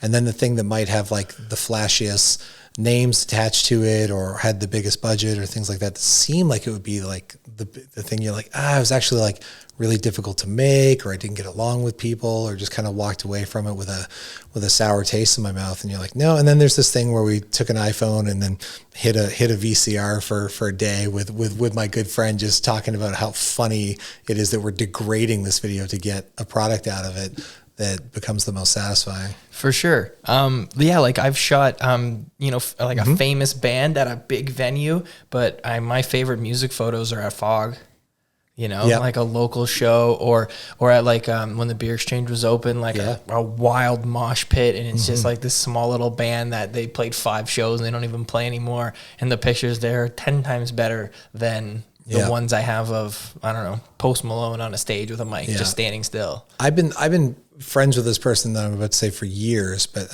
Dan Bombardier, Denial, that guy constantly inspires me. And that's half the trick, is just surrounding yourself with people that are always challenging themselves. He's always doing something wildly different than the last thing, or something where even sometimes I go like, man, that's going to be really hard. I'm like, shut the fuck up, Gavin. Like, what are you talking about? Like, you're the person who wants to do things that are difficult. Like, don't tell other people that's going to be too hard. But it is a weird instinct that we all have to be like, oh, that's a lot of work. It's like, well, yeah, but that's how you make cool stuff. But Dan, for 20 years. Like I love being around him and hanging out with him and just watching from afar when he's doing stuff. Because if anybody just says, fuck it, this is the next thing I want to do, and is going to go do it and doesn't mind rubbing people the wrong way as he does some of it, it's awesome. Yeah. And the fact that he's local and I get to have that interaction and have that experience in my life is just even better. Yeah. Everything he does is insane. Like his house, he's got a pool in a storage container. Yeah. That heats up as hot as a hot tub. Yeah. Just like wild stuff. He was throwing those parties a few years ago. I think you were probably living in LA when I didn't go to any. It was at the part art, part party, part 5 or whatever it would be. Yeah. Those were so much fun, man. I was walking by there on Saturday night. night, and I was like, I wish Dan still threw these parties. I went to a little like ceremony they had with some city councilors and stuff where he just did the tornado in Whiff Alley. He put stuff in there for you, right? Yeah, which was like just crazy, you know, that some small little thing that I did years ago is now represented in this thing for the film festival. But what I was going to say was it's nice to see him. That aside, like it's just nice to see him getting the recognition from, you know, politicians in the city and getting, you know, paid commissions to create his art that used to be like, oh, I got to sneak in this alley and do this illegally. Yeah, and now he gets to do that whole alley in there. Yeah, you know, they want him to do it. Yeah, and I think that's just the mark of a great artist is just like keep doing the things you want to do, and eventually the money and the right projects will come along. Yeah, if you're not looking for it. Yeah. Yeah. Yeah, the minute you look for it, it never comes. No, never. So, well, obviously you did live in LA, and obviously it doesn't matter where you live, you're still making your work. Yeah. How long were you out there for? And did you come back because of COVID? Yes, and yeah. We were there, Sarah and I were there for about 6 years, maybe a little longer. Full time, and we're still back there kind of part time. But when they had the 2-week quarantine at the border between countries, if I was going to shoot, say, like a commercial in Toronto, I had to fly in, put myself up in a hotel for 2 weeks, do the gig for 2 or 3 days, fly home, quarantine in my apartment in LA for 2 weeks. So it was 28 days of quarantine for every like 3 days of work. I'm like, this is unsustainable. Yeah. And same for Sarah if she was acting. And opportunities, Canada got off their feet and back on set faster. So she was auditioning and started like things were starting to feel out that like, oh, okay, she might book something. But if they had to travel her from LA, especially in the beginning of the pandemic, they were much more like, no, we don't want to have you quarantine for 2 weeks and risk you like having COVID and not being able to shoot with you. We'll just cast somebody local. So we said, well, let's go back. If we have to stare at walls for a year or 6 months, whatever we all foolishly thought the pandemic, it'll be done in 6 months. We're like, let's go home to Windsor. The cost of living is, you know, ridiculously cheap compared to LA. And both of us had opportunities on the horizon in Canada. So we said, let's go back for a year.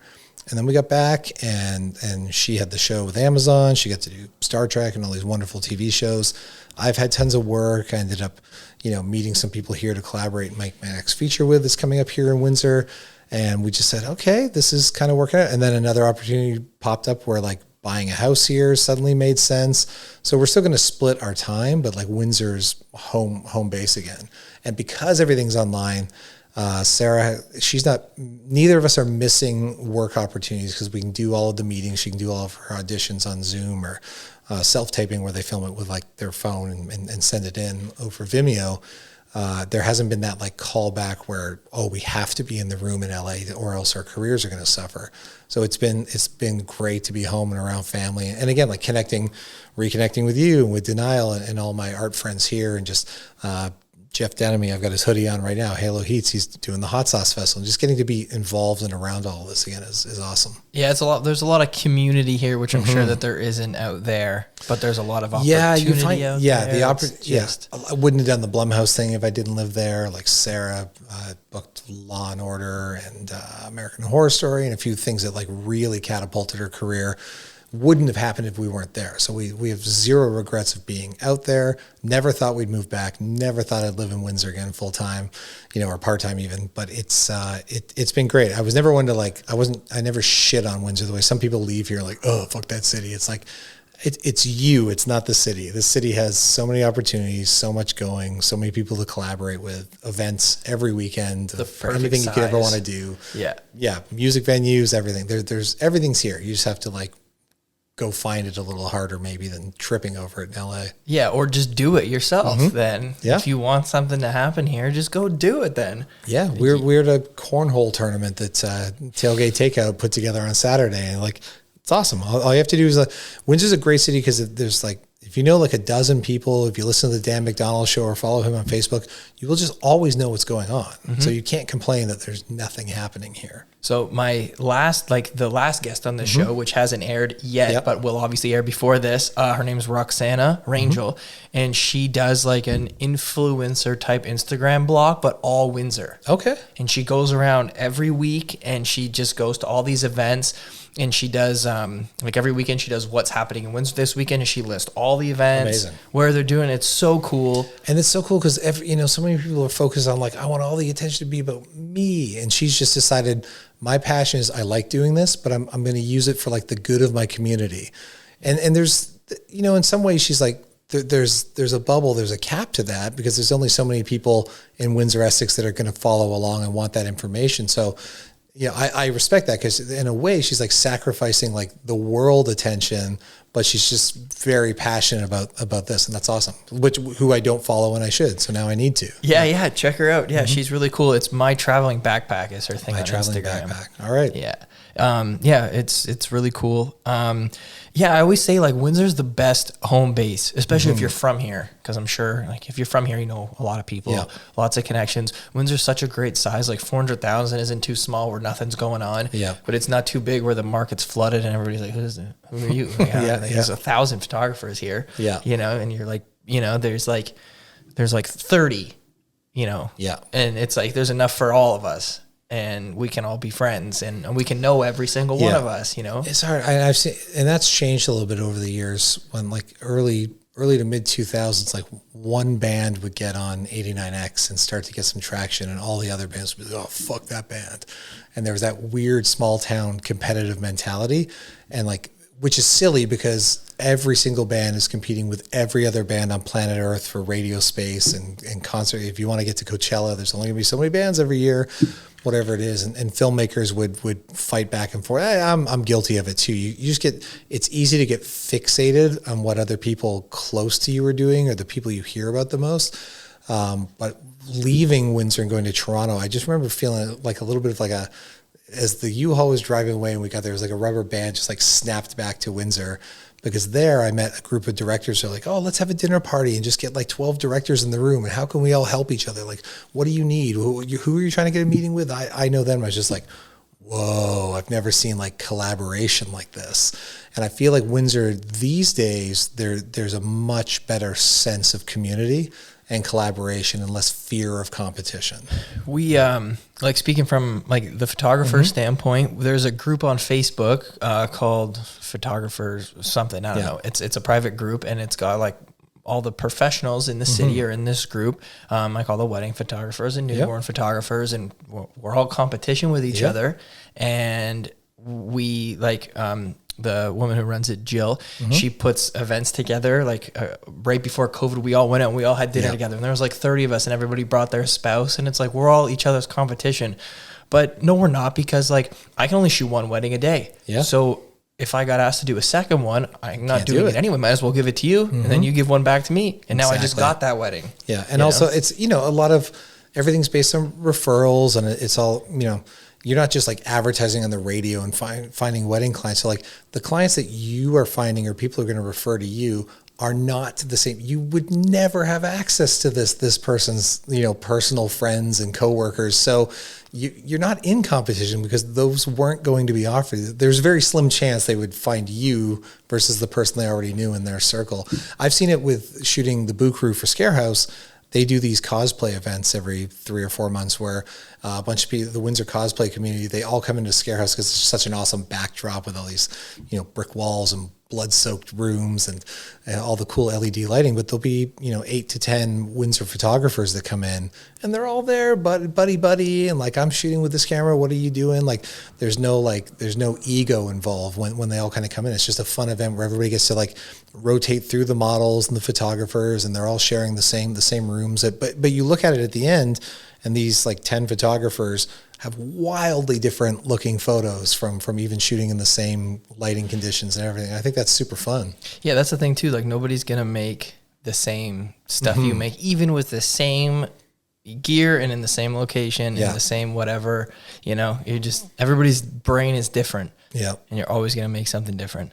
You're already set for overhead lighting when you need it. Yeah. Yeah. It's not too bad. That light's sweet too. Oh, you get gear for so cheap. It's only $120. Have you seen the Aperture like practical bulbs? No, I don't think so. Let me show you.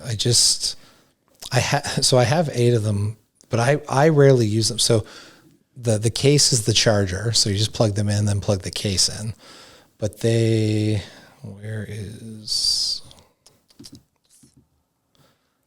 So they run on battery for 4 hours. It's full RGB, or if you screw them into existing sockets, they just power off of that forever. Oh, no way. So you can if you were shooting a movie scene in here, I would just replace all of those with these bulbs, and then you can change the color temperature of all of them together or individually. You can set police mode on it or whatever. Like here, I was just trying to show Sean at the Scarehouse. You can have all 8 bulbs. You'll see it flashing at different. They're incredible. Wow. You could light a whole movie with practical lights. And you just change it from your phone? You just got a controller on your phone, change the color. You could do them all individually. You could, change even just like for white light, you can do the full, the whole spectrum of whatever you want, 5300K, 3400K. They're fucking awesome.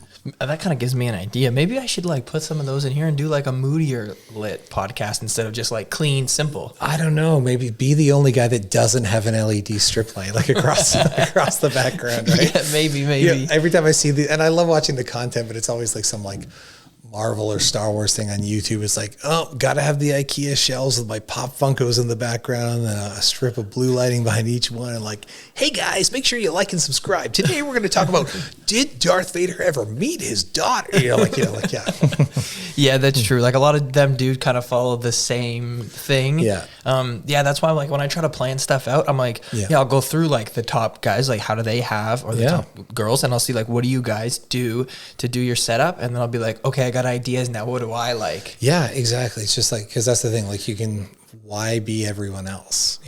But there's probably something to it where people, the average viewer, they're going to click something that looks like the things that they like as well. So the thing I hate is the bright yellow thing with big blue text, and then a cutout of the host being Star Wars announces its next 7 films, and it's doing the thumbnail for YouTube. And I get it. There's something that works. So they're just trying to catch people's eyeballs, but it's can't you just make good content and people will find it? That's what I really hope can happen. I had an idea to do something with some of my real estate agents for ads and more satire, but really stupid, corny, cut out on a green screen with buy this house and just but I was I think for a real estate agent that actually might work and get some attention. I had an idea. One of my producing partners on some of my films, he's a real estate agent by day. His daughter became a real estate agent recently. And I was you guys should make commercials where you slag each other and compete against each other. Be you're thinking about buying a house from her. She doesn't even own one. She still lives in mine. Call me, the trusted experience and actual homeowner, and then she would put out a commercial that's my dad, whatever you do, you kind of keep going back and forth between two. I'm you would both get all of the, Windsor would be what the heck? What's going on? Yeah, it would actually bring some entertainment. That's what you got to do when there's so much, it's such a flooded market of agents. It's hard for them to stand out. It's good to do little things. There's 1,500 agents in Windsor-Essex. That's a lot. That's a lot. How many houses are for sale at any given time? 1,501. Sometimes I know the number because I do a lot of real estate work and the agents tell me, but I don't know the number right now. Maybe selling 35 a day. Okay. And this is May 2023. There was a South Park episode last year where Cartman becomes a real estate agent, and they show his videos that he's doing, and I swear they were parodying Windsor real estate agents, and then I realized, oh no, it's just all real estate agents everywhere are doing the same. Look at this yard; it's big enough to fit a pool, maybe a horse barn. You're where? It doesn't work. It's the same music and the same little flash white pan, and I make those videos all day long. Yeah, I don't doubt it. I'm sure you put a little more style and creativity into it. I try to do something different for everybody if I can, but I pump these things out. I've been, like I said, I just went out west. I've been home for 3 weeks. I've put out 24. Yeah, because you build your templates and you just know what works. Yeah. Yeah. And then the thing is too, I'll just build a template. That's what's nice about agents that continue to stay with you is this agent. I don't want to name anybody and not name somebody else. Agent A does this same video every time, and I have their template for them, and all I have to do is put their thing. And then an agent B, they do the same thing every time. So every time I get a new agent, I have to make their template. So I always tell them, like, make sure you kind of like stay with me, because I spent a lot of time making your thing. And please, if you're talking on camera, please mic it well. Like, if I'm not the one shooting it, please mic it well and expose it well, and like, rehearse so that you're not. I don't have to edit every stammer and and ah out of the conversation. Yeah. I always find it's pretty easy for me to go through. Usually the last take we do is the good one. So it's similar to making film sometimes, because like I stopped rolling the camera when I got what I wanted. Yeah. But then sometime, like say it was take 4. On average, you try to only do 3 or 4 because you also have to keep going. But you're like, that was great. But then that shot with the shot you're cutting from doesn't always line up. So like, and you got to smartly go, because half the time it surprises you, like, oh, take 2 is actually pretty good. But yeah, general rule of thumb is like, I said, okay, that's great, moving on, because that last take was like where everything worked the best that I wanted it. Yeah, for sure. For sure. Okay, so I have a couple things kind of laid out here that I did want to, I guess, touch with you on. So let's see here. Okay, so back to, I guess, like the music video thing. You say you like working with a lot of local bands. You've done work with the Tea Party, right? Yeah. Did you film all their stuff here locally, or did you? No. So I met the Tea Party because they were doing a charity event in Windsor years ago. They were performing in a restaurant on Erie Street. It's where Motor Burger was. It was a restaurant before that. And I was just like, my chance to meet the Tea Party and get some work with them done. So I shot like a 3-camera thing for them there. That's where I first met, Jeff Burrows and everybody. And then a couple years after that, they were putting out a DVD with their album. And it was at Metalworks Studio in Toronto, like a very famous studio. And they were going to do like a live off the floor session of 3 of their songs. So they, recorded it while we were there, and we shot this multi-camera thing and put these 3 songs together that you could only buy on their DVD, which was awesome. And then, I've just been friends with Jeff. Jeff helped us. Jeff hosted our Last Call premiere in Windsor. He's very involved in all these things. And then just, last year? Shot a video for them. It hasn't been released yet. I don't actually know when it's being released yet, but that one was shot here in Windsor, like a proper music video for them. And that was recent? You said you shot it last year? I want to say about a year ago, and I can't remember the single switch. There's times where I lose track of it, where I haven't thought about it for a while, and like something, when it's out of your control, my job is to make the content, hand it off to management, and whenever it comes out, it comes out. That's cool. So what cameras do you own your video camera, your main one, or do you just rent every time you have a project? It's a bit of both. I have a Red camera set up. Before that, I sold off some Blackmagic and Sony cameras that I had in favor of this Red. I've got an army of GoPros, iPhone, obviously we talked a lot about that. And I have a Canon XA50, which is like a 4K like documentary camera. It's got a fixed lens, so it's got a zoom lens on it. It's just, you can plug your XLR mic straight into it, so it's like a little bit better for like a hunky thing. No, it's bigger than like a camcorder, but not too bulky. Okay, and that's great for shooting. Like, we use it mainly to shoot the behind the scenes of our movies and music videos, but I use it a lot on the Scarehouse project, and it's great. Yeah. Do you know about the Gearhouse guys? Yeah. That's really cool that they do that. Yeah, Leo and Henry are great. They're actually a sponsor of the Boo Crew and have helped us out with some gear rentals to make, like when we were doing all the main unit interviews, I had my Red, they have the same Red, so we could do a 2-camera shoot and have the cameras match perfectly. So yeah, those guys are great. And it's about time that when I first heard they were doing it, I was a little bit like, oh, gear rental house in Windsor. There's not that many filmmakers that need gear that often, but you just see it just inspires more people that didn't have their own gear to like, oh, now I can make this thing. I don't have to drive up to Toronto or, try to get it from Detroit and get stuck at the border. What's also nice too is like, at least like they also have their own video company. Yeah. So they get to use all the stuff. Absolutely. All the time, yeah. It's a great idea for them to rent it back out. And LA had a thing called ShareGrid, whereas like Airbnb for your gear, where you could person to person rent gear, but you had to buy the insurance through this website, arrange all the pickups and everything else. And people could rate your profile if you were, brought everything back on time, if it was damaged or not. Yeah. And that, like, it cut out all the rental houses. Like, oh, this is smart. This is going to be the future of everything. I like them. So like this light that's lighting us right now, they had it for rent. I had a video project, it kind of last minute, and I'm like, I need a new light. And I was like, yeah, I'll try it. And then if I like it, I'll buy a few. Yeah. And it was nice. Yeah. Their new office is great. They got that, because it was like a podcast studio, I think, before that. So they've got these like sound deadened rooms and everything in their new space. It's awesome. I haven't been to their new space. I was at their old one, which is like an old, like rickety building. I got to go check out their new one. Yeah.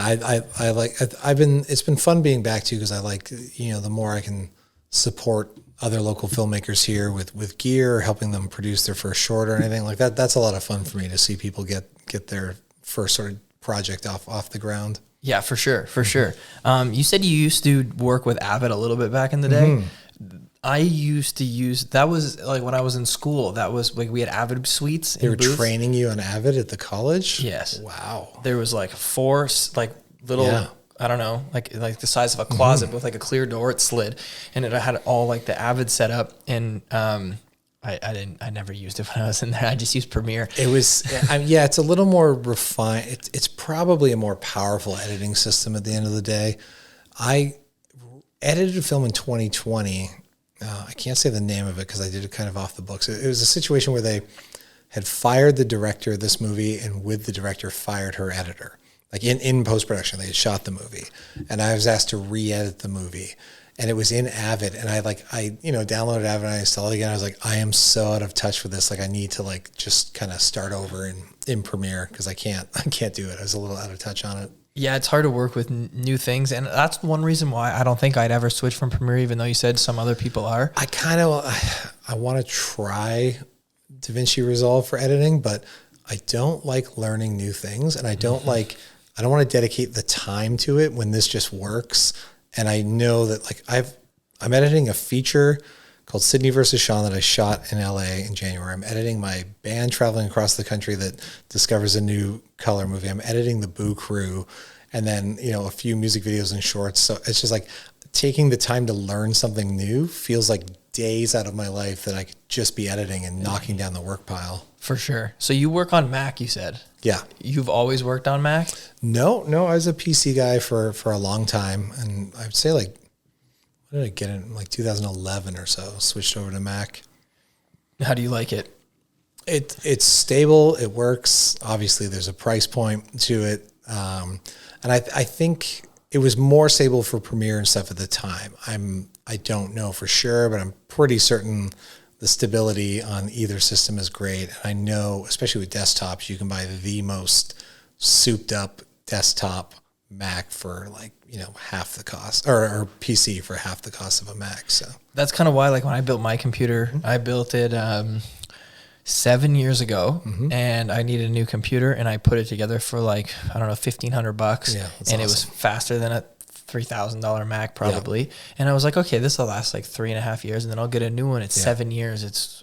I use it all day. Yeah, I had my 2013 Mac up until 2021, so I got 8 years out of it. Edited Scarehouse and a gazillion music videos and things on that laptop.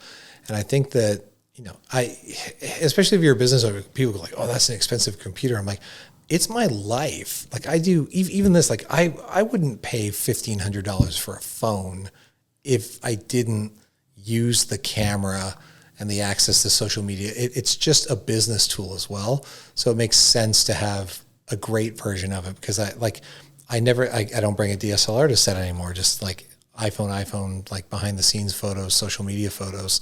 But same with the laptop. It's like, if you actually price it out as like a monthly cost, I'm like, that's my entire editing suite. It's my writing suite. It's where I do all my business meetings from. It does so many functions. It's the brain for recording podcasts or anything else. Like, to me, it's always well worth it. Yeah, no. Yeah. 100%. You put it well. Nobody's professional tools are cheap. Yeah. Yeah, for sure. Sometimes I always see it's kind of like it's nice because I have to have the best camera gear for my livelihood. But then when it comes to personal work, where I don't make money from it, I'm just doing it because I love it. I get to use all the best stuff. Yeah. And it's nice that I have it, because if it wasn't my livelihood, like I wouldn't have the gear I have. Yeah. For a long time, I was getting out of like owning gear and just hiring a cinematographer, renting gear.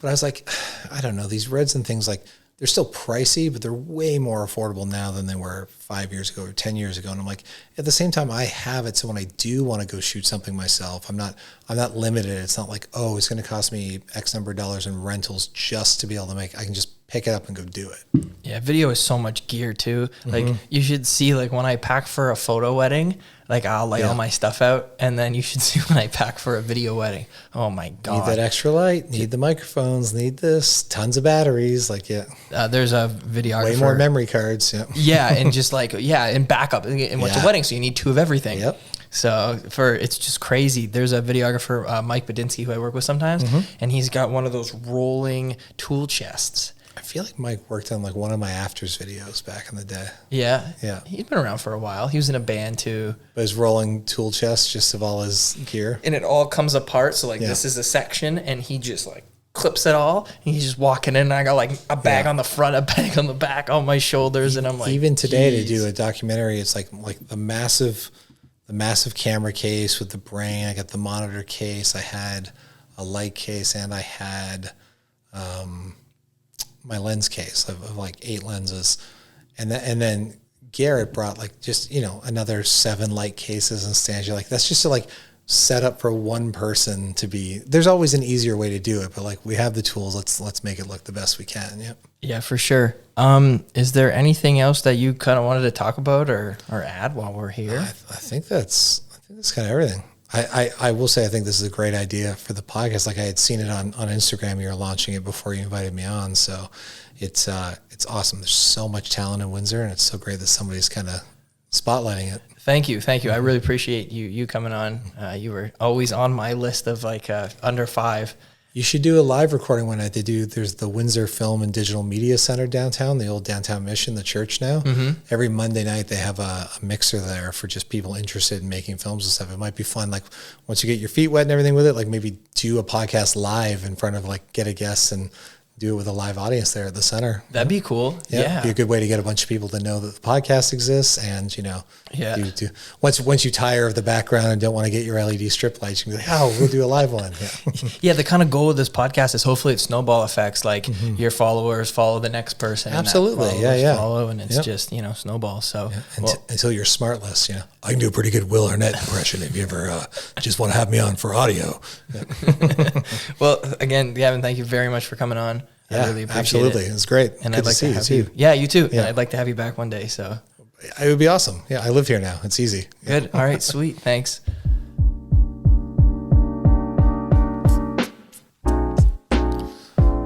I like this frame that's not even like attached to the